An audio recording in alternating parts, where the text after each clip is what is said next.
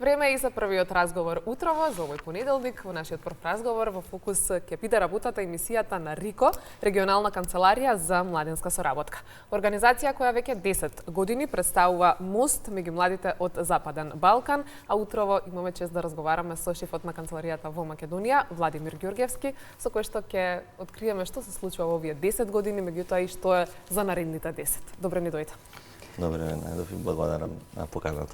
Владимир, поминале 10 години, што беше најголемиот предизвик во оваа една деценија од поврзувањето на младите во Западен Балкан?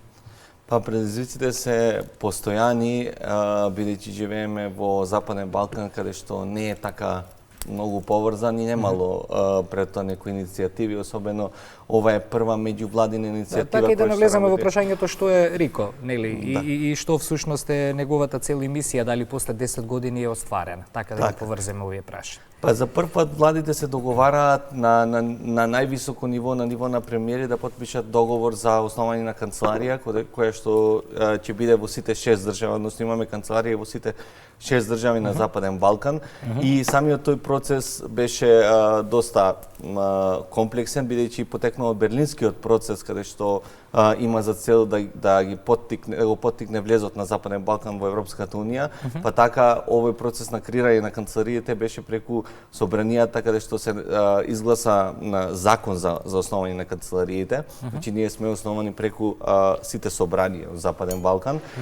Предизвиците од таму потекнуваа, бидејќи првиот генерален секретар и заменик генерален секретар беа од Србија, генералниот секретар, и заменикот беше од Косово, кој што работеа во Тирана. Значи самиот тој предизвик малку подолго време се случуваше тој избор, бидејќи управниот одбор на Рајко го врши тој избор, а управниот одбор е составен од 6 институционални представници, односно најчесто министри за млади или агенции, зависно тоа како се формирани во државите, и 6 младински представници.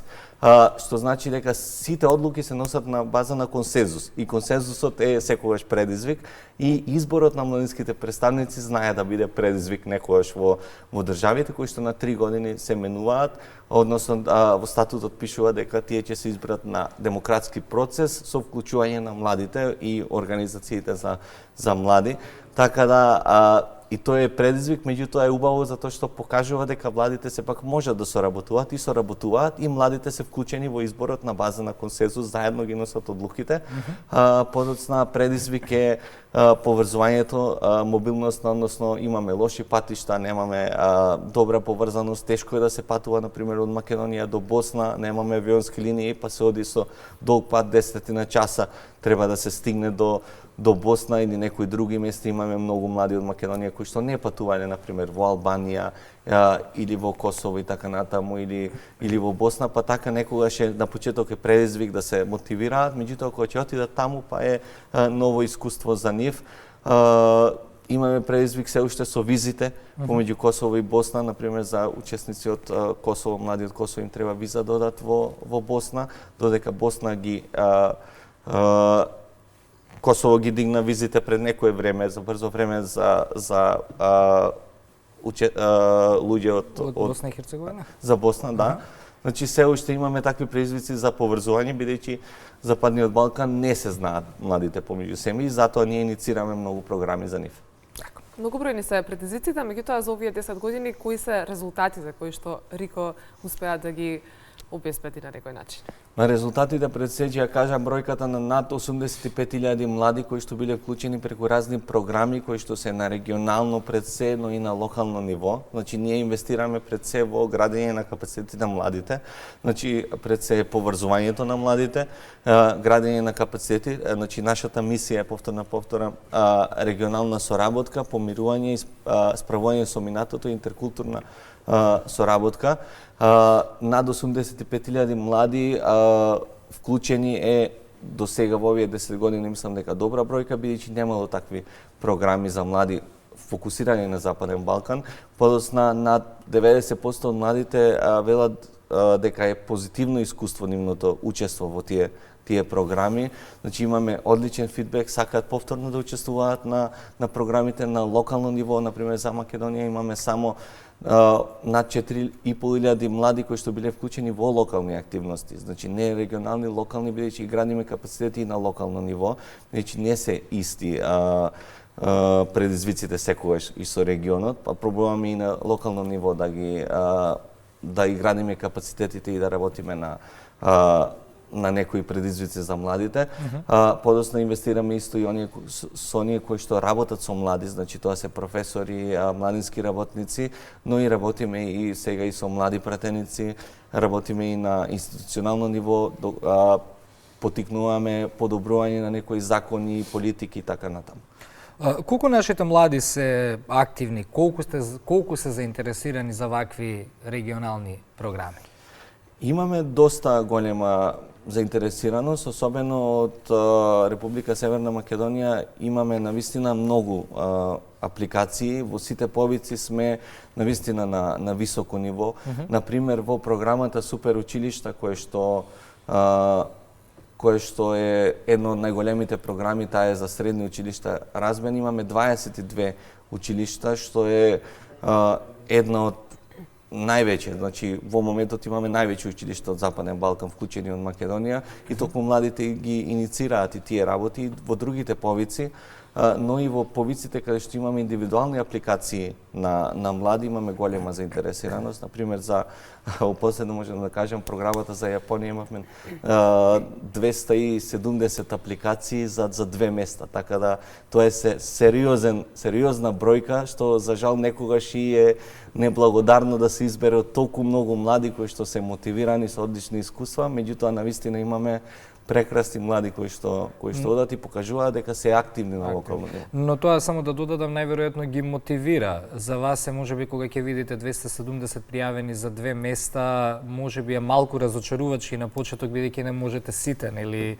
заинтересирани да ги вклучите во тоа, но претпоставам тоа ги мотивира младите да ги следат повеќе вашите програми и во иднина.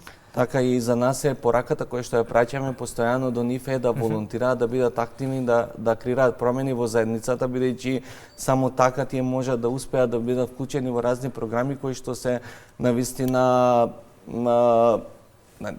приоритетни за нив, бидејќи ги градат капацитетите, доколку се вклучени и прават активности, имаат многу поголема предност да учествуваат во тие програми. Како се станува дел од големото Рико семејство, кои се чакорите за идните млади кои што допрва ќе бидат дел од вашата организација? Ние сме секаде нашата веб страна raiko.vb.org и нашите социјални мрежи се постојано активни, ги објавуваат сите повици, така да може да аплицираат на повиците таму, но понатаму и планот е и да вклучиме повеќе волонтери и практиканти во самата организација, значи на тоа моментално работиме да бидат поактивни во нашата организација да се вклучени, но и преку организациите кои што работат, организации за млади и младински организации, да волонтираат, да бидат вклучени во проекти. Знаеме дека не е секогаш лесно да се волонтира преку недела, бидејќи сите имаат доста големи агенди, меѓутоа кога се активни имаат поголема шанса и кога аплицираат преку нашите повици. Значи објавуваме повици преку нас, меѓутоа и преку организациите да бидат активни за да ги следат сите повици, бидејќи не е само Рајко, има и други фондации и организации. Ние имаме и повици за некои настани како што се форуми, обуки и така натаму, меѓутоа и некои повици се преку училиште и преку организации. Социјално предприемништво, поддршка на млади, социјални бизниси, како стоиме со тој сегмент? Имавме програма RISE, која што беше фокусирана на градење на капацитетите на младите социјални предприемачи. За жал, таа програма заврши пред половина година. Во моментот не е активна, меѓутоа беше активна 4 години и имавме доста добри резултати. Секоја година дававме по два грантови на млади, имавме и дополнителни форуми и активности и имаме супер предприемачи кои што се активни и сега. Иницииравме некои промени како што е го поттикнуваме конечно донесување на законот за социјално предприемништво во Македонија. Каде што ќе се системски ќе се решат некои работи, бидејќи овие програми зависат секојаш од донатори кои што се често и интернационални донатори кои што инициираат да се промените да се метнат во институциите. Значи младите се заинтересирани за социјално предприемништво, за зелени бизниси особено, затоа што тие многу повеќе сметаат дека грижата за природата, за животната средина, за ранливите категории е потребна и сакаат да ги решаваат проблемите. Ние работевме преку разни ментори кои што им помагаат најчесто на волонтерска основа и тоа е многу убаво бидејќи оние успешни луѓе враќаат назад на заедницата.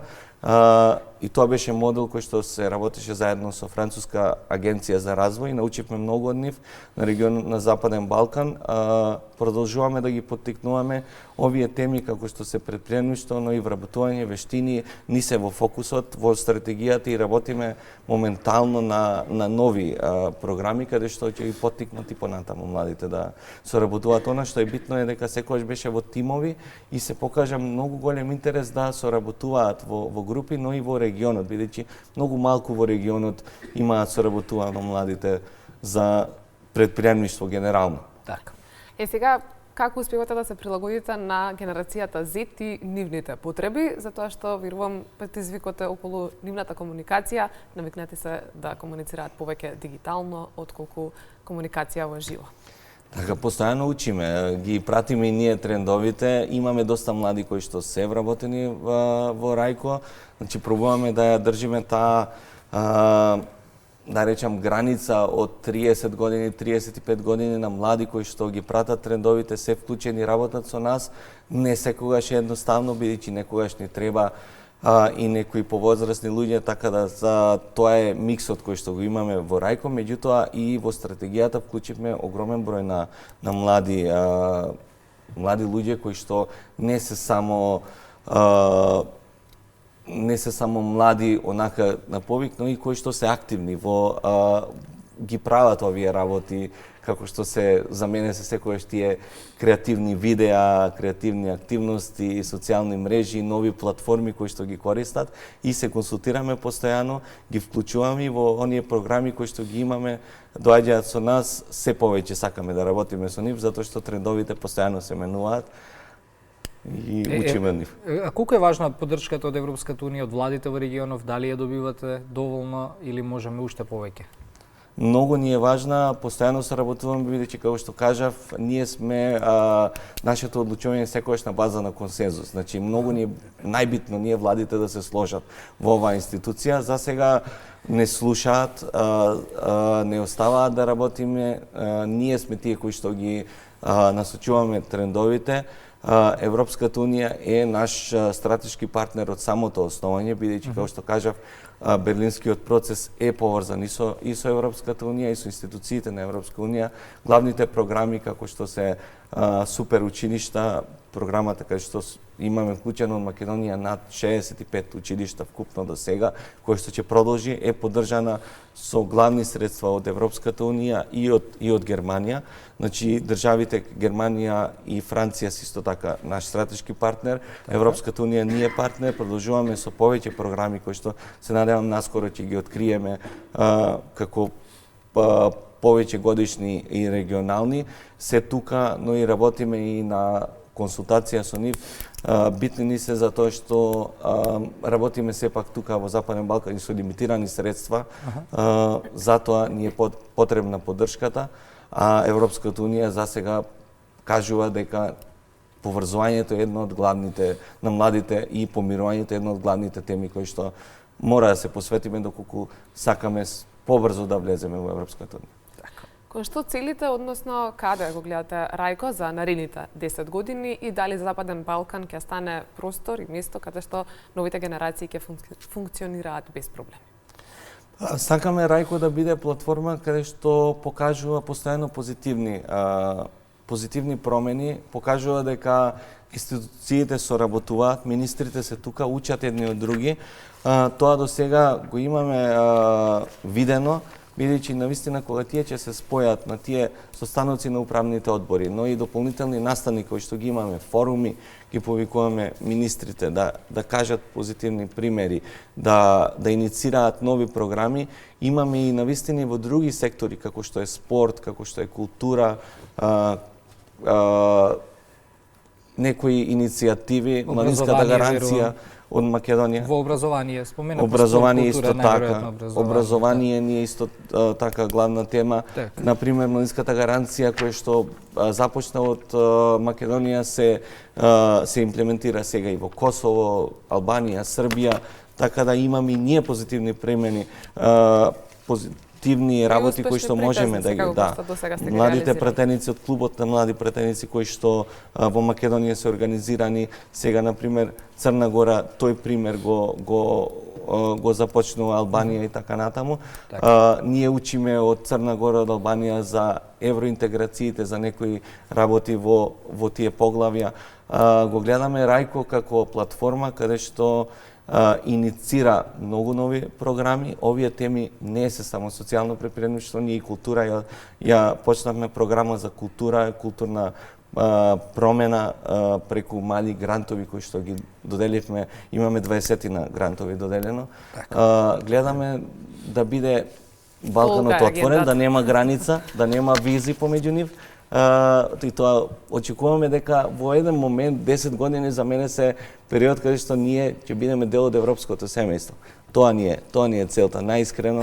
Добро, јас така мислев во 2016 година, но ајде да се надеваме дека ќе... Јас веќе се гледам во 2026 со европски пасош, но добро, работите и нели кон тоа да ете повеќе младите се зближуваат, преку вакви проекти ќе зборуваме можеби за поубави вести во однос на учеството наше во тоа големо европско семејство во иднина, но на овој начин со овие проекти сме доста поблиску до тоа што таму се случува и се работи.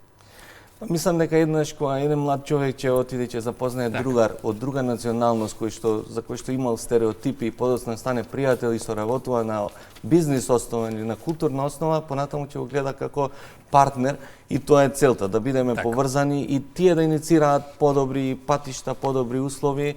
И ако сите се сложни дека патот е Европската Унија, јас мислам дека за 10 години ќе го постигнеме тоа, бидејќи политичарите се минливи, граѓаните се тие кои што одлучуваат, а најголем дел од целиот Западен Балкан се за Европската Унија и за позитивни вредности, а младите го покажуваат тоа. Благодариме, Владимир, за денешното гостување и ви посакуваме среќа како и во претходниве 10 години, така и за наредните. Ви благодарам многу на можноста и остануваме тука за да ви информираме за сите наредни чекори.